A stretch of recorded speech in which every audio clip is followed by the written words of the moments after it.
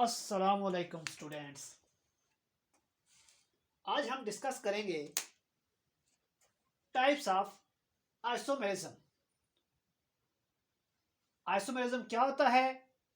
जैसा कि हम पिछले लेक्चर में बात कर चुके हैं कि दो डिफरेंट कंपाउंड्स जिनका मॉलिक्यूलर फार्मूला सेम हो लेकिन उनका स्ट्रक्चरल फार्मूला और उनकी प्रॉपर्टीज डिफरेंट हो, तो ये कंपाउंड्स एक दूसरे के आइसोमर कहलाएंगे और ये जो फिनोमेना होगा इसे हम आइसोमेरिज्म कहते हैं। यानी कोई भी दो कंपाउंड या दो से ज़्यादा कंपाउंड जिनका मॉलिक्यूलर फार्मूला एक ही हो लेकिन उनका स्ट्रक्चरल फार्मूला और उनकी प्रॉपर्टीज डिफरेंट हो, तो वो एक दूसरे के आइसोमर होंगे और इस फिनोमेना को हम आइसोमेरिज्म कहेंगे। आज हम बात करेंगे आइसोमेरिज्म की टाइप्स की। तो आइसोमेरिज्म की दो बड़ी टाइप्स हैं, ज्योमेट्रिक आइसोमेरिज्म और स्ट्रक्चरल आइसोमेरिज्म। ज्योमेट्रिक आइसोमर कब बनेंगे? जब कंपाउंड्स के अंदर कार्बन कार्बन के दरमियान डबल बॉन्ड मौजूद होंगे तो ज्योमेट्रिक आइसोमर्स बनेंगे। और जब कंपाउंड्स के अंदर जो कि आइसोमेरिज्म शो कर रहे हैं उन कंपाउंड्स के अंदर सारे carbon to carbon bonds single होंगे तो वो स्ट्रक्चरल आइसोमेरिज्म शो करेंगे। जो ज्योमेट्रिक आइसोमेरिज्म है आगे इसमें फिर दो फॉर्म बन सकेगी, सिस फॉर्म और ट्रांसफॉर्म। जबकि जो स्ट्रक्चरल आइसोमेरिज्म है इसकी आगे मजीद 5 टाइप्स हैं। स्ट्रक्चरल आइसोमेरिज्म चेन आइसोमेरिज्म हो सकती है, पोजीशन आइसोमेरिज्म हो सकती है, फंक्शनल ग्रुप आइसोमेरिज्म हो सकती है, मेटामेरिज्म हो सकती है और टैटोमेरिज्म हो सकती है।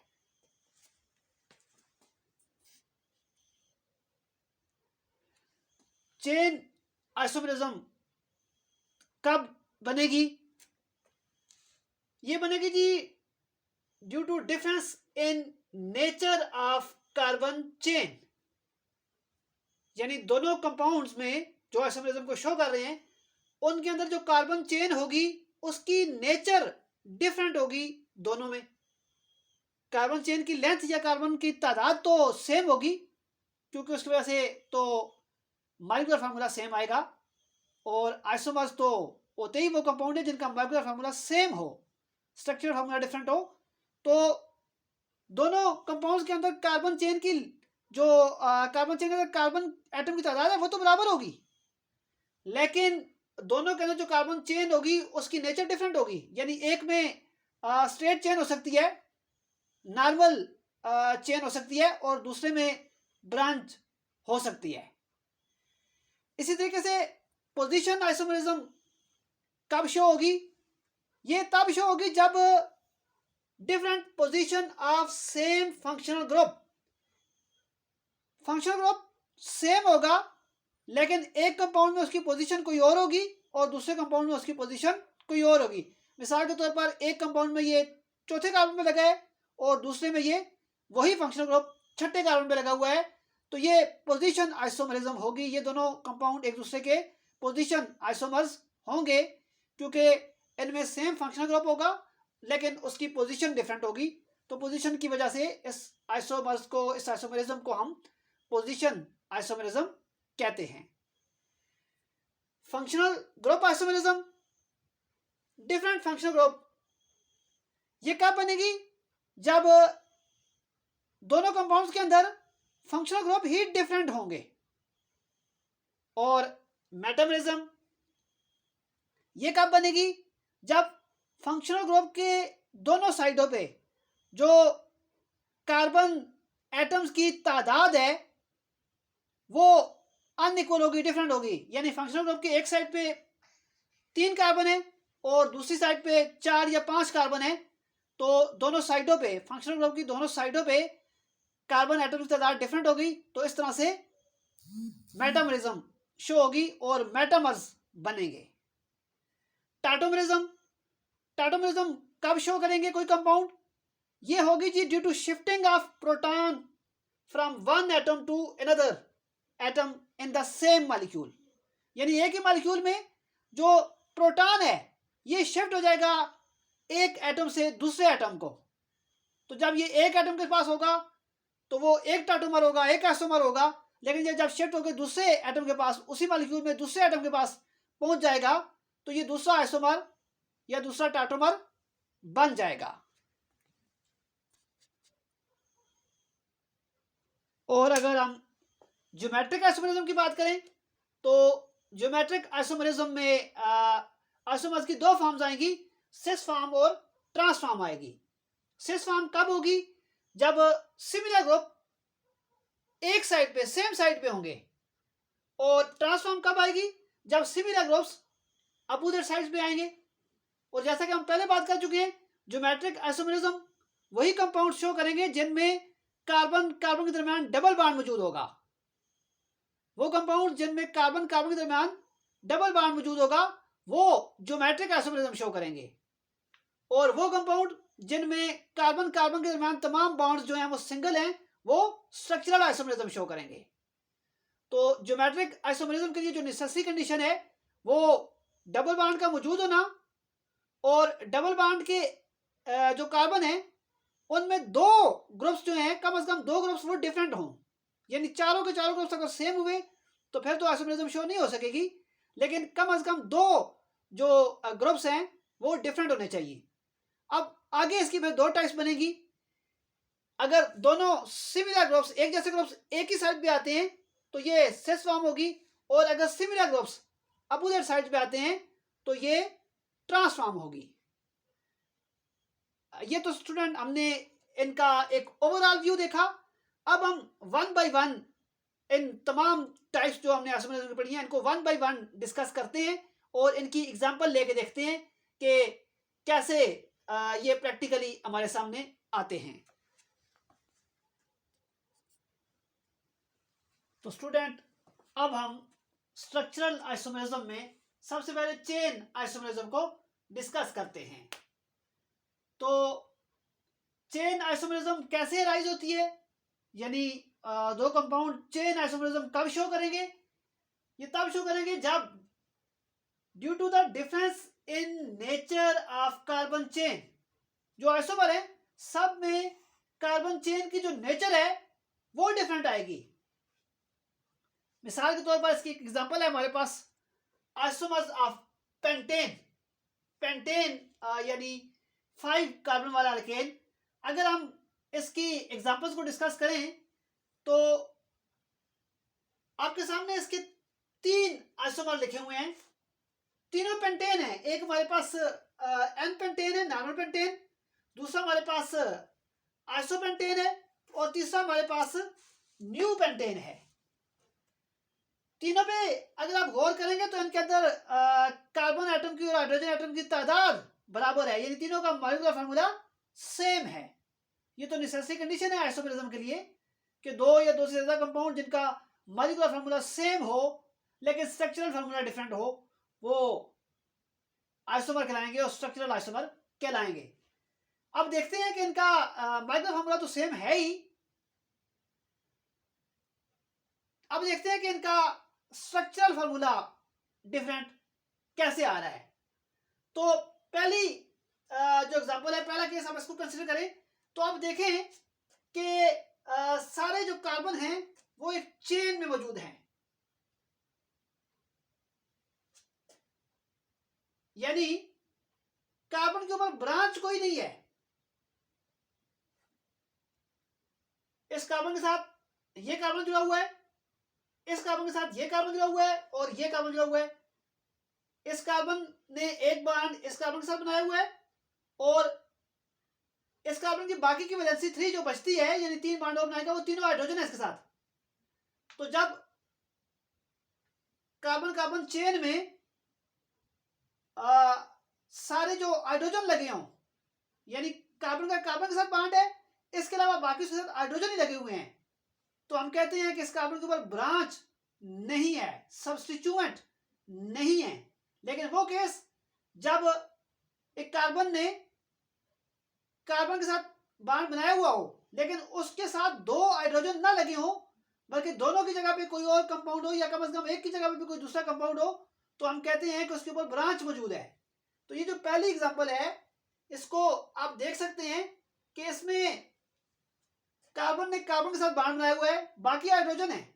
मिसाल के तौर पर जो पहला कार्बन है, इसने तो इस कार्बन के साथ बॉन्ड बनाया हुआ है, 3 हाइड्रोजन है। और फिर आखिरी कार्बन का भी ऐसे ही है, इस कार्बन ने इस कार्बन के साथ बॉन्ड बनाया हुआ है और बाकी 3 हाइड्रोजन है। बाकी 3 हाइड्रोजन क्यों है? क्योंकि वैलेंसी कार्बन की 4 है और उसको सेटिस्फाई करना लाजमी है। लेकिन इन दोनों जो टर्मिनल कार्बन हैं, इनके दरमियान में जो कार्बन आ रहे हैं, वो कार्बन 2 कार्बन के साथ बॉन्ड बनाया हुआ है। हर कार्बन 2 कार्बन के साथ बॉन्ड बनाया हुआ है। जैसे ये कार्बन है तो इसने एक बॉन्ड इस कार्बन के साथ और एक बॉन्ड इस कार्बन के साथ बनाया हुआ है। बाकी इसके पास जो वैलेंसी बचती है, गुंजाइश बचती है, वो 2 की बचती है, तो दोनों हाइड्रोजन अटैच हुए हैं। इस कार्बन का भी आप देख लें, एक इसका बॉन्ड इस कार्बन के साथ और एक इस कार्बन का बॉन्ड इस कार्बन के साथ, और बाकी की जो वैलेंसी है इसके साथ 2 हाइड्रोजन लगे हुए हैं। और इस कार्बन का भी ऐसे ही है, एक बॉन्ड इस कार्बन के साथ, एक बॉन्ड इस कार्बन के साथ, और बाकी जो उसकी वैलेंसी बचती है 2, वो 2 हाइड्रोजन लगे हुए हैं। और ये फिर टर्मिनल कार्बन आ गया, इसने चूंकि एक ही बॉन्ड इस कार्बन के साथ बनाया हुआ है, इसके बाद कार्बन कोई नहीं है, तो इसकी वैलेंसी 3 बचती है, तो तीनों हाइड्रोजन अटैच है। तो ये है एन पेंटेन, जिसमें कोई ब्रांच नहीं लगी हुई है। अब पेंटेन की का दूसरा स्ट्रक्चर फार्मूला देखें।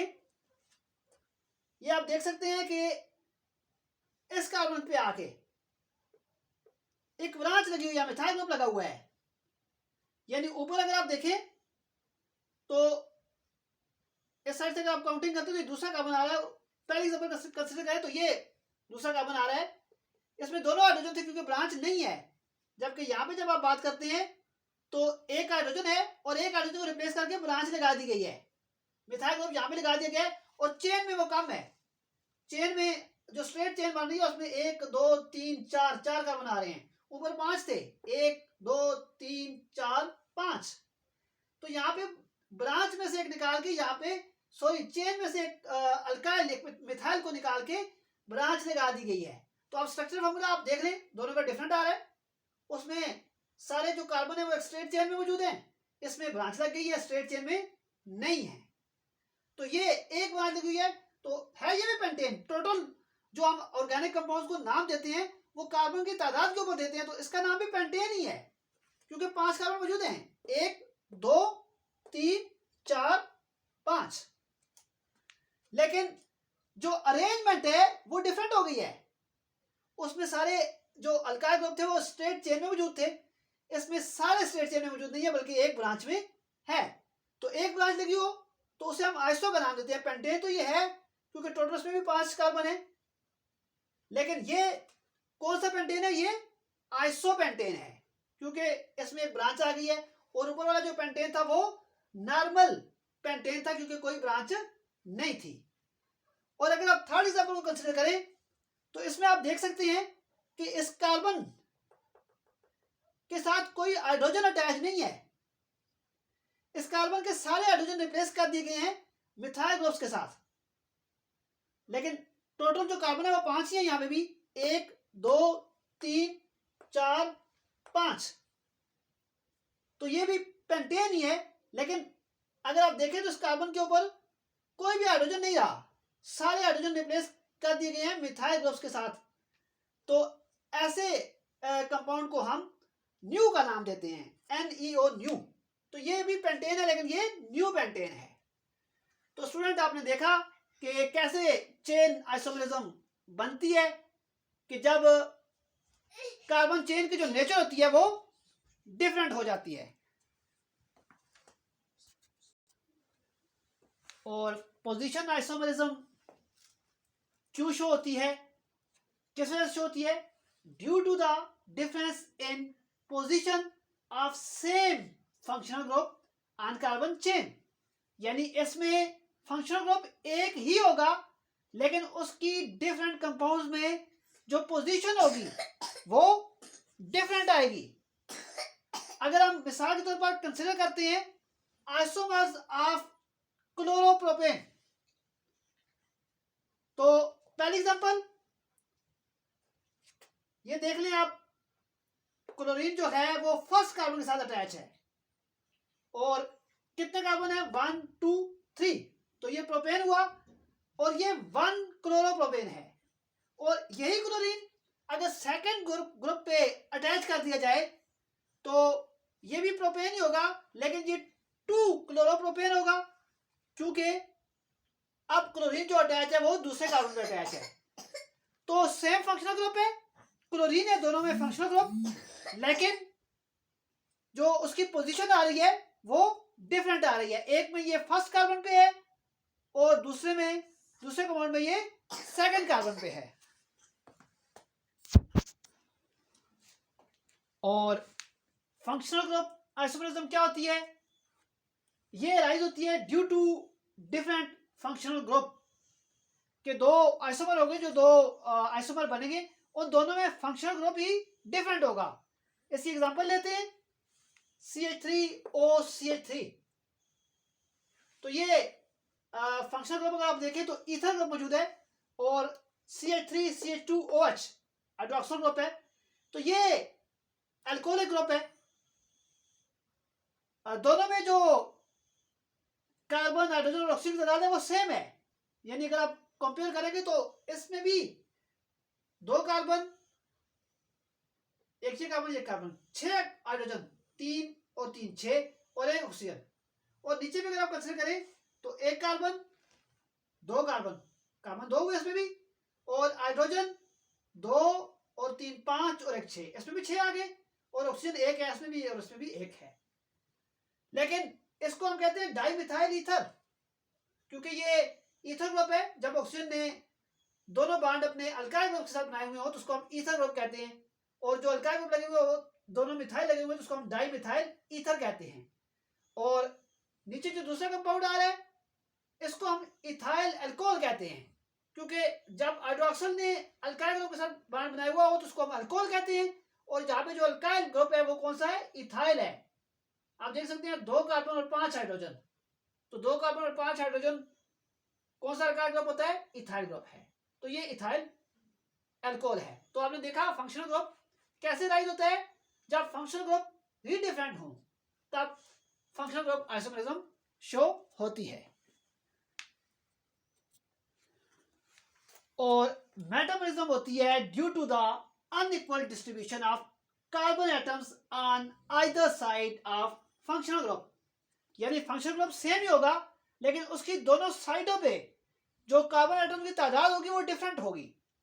मिसाल के तौर पर डाई इथाइल ईथर को कंसीडर करें, फंक्शनल ग्रुप ईथर है, ऑक्सीजन की एक साइड पे भी 2 कार्बन एटम हैं और दूसरी साइड पे भी 2 ही कार्बन एटम हैं, या अगर आप हाइड्रोजन को भी साथ काउंट करें तो हम ये कह सकते हैं कि साइड पे क्या है, इथाइल है। अल्काइल ग्रुप कौन सा है, इथाइल, C2H5, क्योंकि 1 कार्बन और 1 कार्बन 2 कार्बन, 3 और 2 5, हाइड्रोजन को अगर आप काउंट करें तो 3 और 2 5, तो ये इथाइल इस साइड पे भी और इस साइड पे भी इथाइल है, तो ये डाई इथाइल ईथर हो गया। इसी कंपाउंड का दूसरा स्ट्रक्चरल फार्मूला कंसीडर करें, ऑक्सीजन ईथर ग्रुप, एक साइड पे अल्काइल ग्रुप सब मिथाइल और दूसरी साइड पे प्रोपाइल है, तो ये आइसोमर बन गया, क्योंकि सेम फंक्शनल ग्रुप के जो साइडों पे कार्बन की तादाद है दोनों कंपाउंड में चेंज है। एक में आप देख सकते हैं दोनों साइडों पे 2 कार्बन थे और दूसरे में एक साइड पे 1 कार्बन और दूसरी साइड पे 3 कार्बन है, तो इसका नाम है मिथाइल एन प्रोपाइल ईथर, क्योंकि एक साइड पे मिथाइल लगा हुआ है दूसरी साइड पे प्रोपाइल लगा हुआ है, और प्रोपाइल को हमने एन प्रोपाइल इसलिए कहा कि इस प्रोपाइल पे ब्रांच भी हो सकती थी लेकिन यहाँ पे नहीं है, ये नॉर्मल स्ट्रेट चेन में मौजूद है, तो हमने इसको नाम दिया मिथाइल एन प्रोपाइल ईथर। बहरहाल जो मेटाबॉलिज्म होती है वो किस वजह से अराइज होती है, इस वजह से अराइज होती है कि फंक्शनल ग्रुप दोनों कंपाउंड्स में दोनों आइसोमर्स में सेम होता है, लेकिन फंक्शनल ग्रुप की साइडों पर जो कार्बन एटम की तादाद है वो दोनों कंपाउंड्स में चेंज आती है, डिफरेंट आती है। और अगर हम बात करते हैं टाटोमरिज्म की, तो टाटोमरिज्म कब अराइज होती है, क्यों अराइज होती है, due to shifting of proton from one atom to other in same molecule. एक ही मॉलिक्यूल में जब एक एटम से दूसरे एटम को प्रोटॉन ट्रांसफर होगा तो इस ट्रांसफर ऑफ प्रोटॉन की वजह से जो आइसोमर्स बनेंगे, जो आइसोमरिज्म शो होगी, उसे हम टाटोमरिज्म कहेंगे। फॉर एग्जांपल ये एक अमीनो एसिड का फार्मूला है, आप देख सकते हैं कि यहाँ पे कार्बोक्सिलिक ग्रुप मौजूद है इस कार्बन के साथ, और इसका जब आइसोमर बनता है, जब इसका टाइटोमर बनता है, तो ये हाइड्रोजन, ये प्रोटॉन शिफ्ट होकर यहाँ पे आ जाता है। आप देख सकते हैं यहाँ पे NH3 हो चुका है, यहाँ पे NH2 था, तो ये वाला प्रोटॉन शिफ्ट होकर यहाँ पे आ चुका है, और यहाँ पे एक हाइड्रोजन खत्म हो चुका है, तो अब इस ऑक्सीजन के ऊपर नेगेटिव आ चुका है। तो शिफ्टिंग ऑफ प्रोटॉन से दो आइसोमर बन गए हैं। इस आइसोमरिज्म को हम टाटोमरिज्म कहते हैं, और ये जो आइसोमर बना है इसको हम ज्विटर आयन भी कहते हैं, क्योंकि एक ही कंपाउंड के अंदर पॉजिटिव और नेगेटिव दोनों आयन्स मौजूद हैं। और ज्योमेट्रिक आइसोमरिज्म और सिस ट्रांस आइसोमरिज्म। स्टूडेंट, जब कभी दो कार्बन आपस में सिंगल बॉन्ड से अटैच हो तो वो फ्रीली रोटेट कर सकते हैं, लेकिन जब कभी दो कार्बन आपस में डबल बॉन्ड से अटैच हो तो वो फ्रीली रोटेट नहीं कर सकते। तो जब वो डबल बॉन्ड से अटैच होते हैं और वो फ्रीली रोटेट नहीं कर सकते, तो इसकी वजह से फिर ज्योमेट्रिक आइसोमर्स बनते हैं, और ज्योमेट्रिक आइसोमर्स का दूसरा नाम सिस ट्रांस आइसोमर्स है। और ज्योमेट्रिक आइसोमर्स क्या होंगे? दो कंपाउंड्स जिनका मॉलिक्यूलर फार्मूला सेम आए, लेकिन जो सिमिलर ग्रुप्स हैं उनकी पोजीशन की वजह से, पोजीशन डिफरेंट होने की वजह से दो डिफरेंट स्ट्रक्चरल फार्मूले बन जाएं, तो ऐसे आइसोमर्स को हम ज्योमेट्रिक आइसोमर्स कहेंगे। और ज्योमेट्रिक आइसोमर्स के लिए एक नेसेसरी कंडीशन ये है कि कार्बन के साथ जो दो ग्रुप अटैच हैं वो दोनों डिफरेंट हों, यानी एक कार्बन के साथ जो दो ग्रुप अटैच हैं वो दोनों सेम नहीं होने चाहिए। अगर वो दोनों सेम हुए तो फिर ज्योमेट्रिक आइसोमर्स नहीं बन सकेंगे। मिसाल के तौर पर एग्जांपल लेते हैं 2-ब्यूटीन की, तो ये देख लें, ये सिस फॉर्म है, क्योंकि जो मिथाइल ग्रुप हैं, एक जैसे ग्रुप, वो एक साइड पे हैं और हाइड्रोजन एक साइड पे हैं। और दूसरी एग्जांपल अगर आप लें, ट्रांसफॉर्म को लें, तो ये ट्रांसफॉर्म इसलिए है कि इसमें सेम ग्रुप्स अपोजिट साइड पे हैं, मिथाइल इधर है और दूसरा मिथाइल इधर है, फिर एक हाइड्रोजन इस साइड पे है और दूसरा इस साइड पे है, तो दोनों एक साइड पे नहीं है। तो student, it was all about isomerism and types of isomerism.